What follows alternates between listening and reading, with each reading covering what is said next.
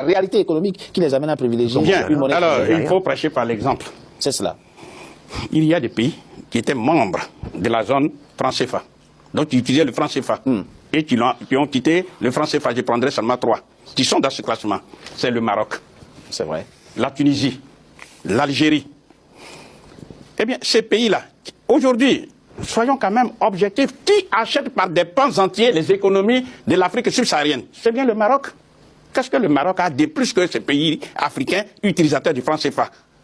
Mais le Maroc, parce que le Maroc a sa monnaie qui est le dirham, a pu lier 50% à l'euro, 50% qu'on appelle au dollar.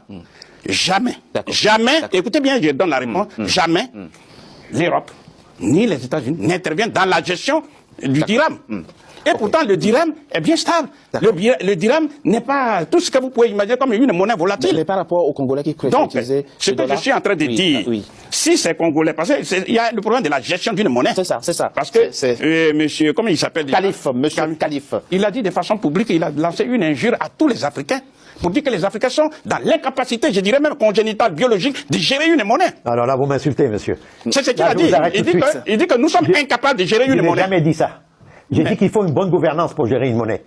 Moi, je vous écoute avec sérieux. Et il y a votre raisonnement depuis le début ici, vous emmerdez tout le monde.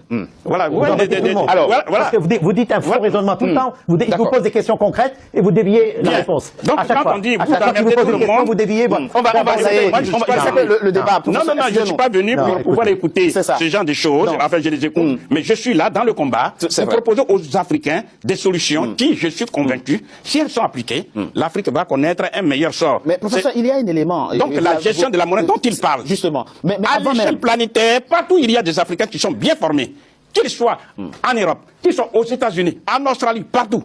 Donc la gestion d'une monnaie n'est pas de la mer à boire. Ce n'est pas une chimère. Pardon? Ce n'est pas une chimère. Non. On a vu ici Pierre Bérogovoy, qu'on appelle un ajusteur, qu'on appelle même un mécanicien. Il a géré la monnaie française. Et c'est lui qui a même géré ce qu'on appelle le franc fort, avant qu'il ne devienne par la suite président de Premier ministre. Qu'est-ce que ça a à faire avec un autre débat? Je suis en train de dire que gérer une monnaie n'est pas au-dessus des moyens des Africains. Le problème des Africains...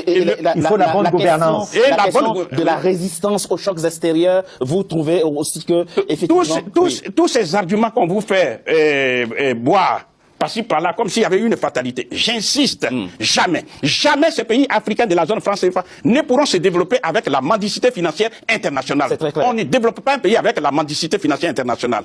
Il faut prendre cette mendicité provient de la mauvaise gouvernance. Très bien. Sinon, l'Afrique peut réussir.